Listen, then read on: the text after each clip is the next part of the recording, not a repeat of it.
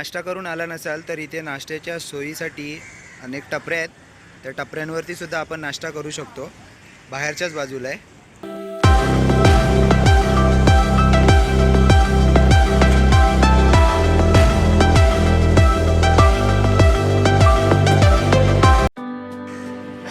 नेहरू तारांगणाच्या बरोबर समोरच्या परिसरामध्ये आपल्याला इथे गुलाबी मुसेंडा ही वनस्पती दिसते.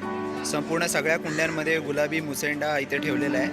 आपल्याला इथे दाखवतो त्यांचं नाव, गुलाबी मुसेंडा. खूप सुंदर असं झाड आहे. कदाचित त्याची पानं आधेमध्ये गुलाबी रंगाची असल्यामुळे त्याला म्हणतात गुलाबी मुसेंडा. हॅलो मित्रांनो, आज आपण आलो आहोत नेहरू प्लॅनेटोरियमला. वरळी येथे डॉक्टर ॲनी बेझंट रोडच्या बाजूलाच आपल्याला हे नेहरू प्लॅनेटोरियम पाहायला मिळते. आणि बरोबर त्याच्यासमोर हा एक म्युझियमचा भाग आहे, तो तुम्हाला पहिल्यांदा दाखवतो आहे. खूप सुंदर असा हे म्युझियमचा भाग इथे आपण पाहू शकतो आहे. आणि हे सगळे माझे मित्र आज नेहरू प्लॅनेटोरियममधील ताऱ्यांचं आश्चर्य, ब्रह्मांड आणि ताऱ्यांचं आश्चर्य पाहण्यासाठी इथे आलेलो आहोत. तुम्हाला एक नवीन महत्त्वाची गोष्ट दाखवायची आहे, ती म्हणजे इथे इस्रोचं GSLV एक क्षेपणास्त्र आहे. ते क्षेपणास्त्र D2 ते आपल्याला इथे पाहायला मिळते. तुषार आपल्याला दाखवतो एक क्षेपणास्त्र, आणि आपल्याला त्याची माहिती आपल्याला इथे पाहायला मिळते. ही त्याची माहिती आहे. आणि आपण त्याचा पुढचा कॅम्पस आपल्याला इथे पाहायला मिळतो. नेहरू तारांगणाच्या वरच्या बाजूला एक गोल घुमट आहे, तो आपल्याला इथे दिसत नाही आहे कारण या खालच्या बाजूने शूटिंग करताना तो वरचा भाग येत नाही. पण आपण गुगलवरती सर्च करून पाहू. एकूण भारतामध्ये आपल्याला पाहायला मिळतात 5 तारांगणं. त्यातली 4 आहेत नेहरू तारांगणं. त्यातील हे मुंबईमधले एक 1977मध्ये याची स्थापना करण्यात आली होती.